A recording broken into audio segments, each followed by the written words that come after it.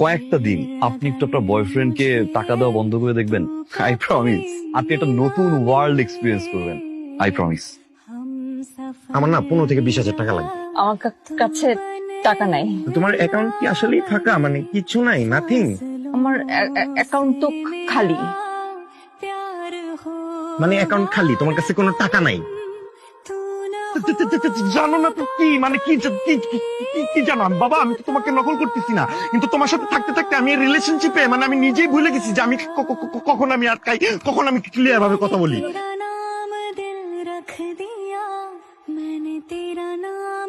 Good observation. Thank you.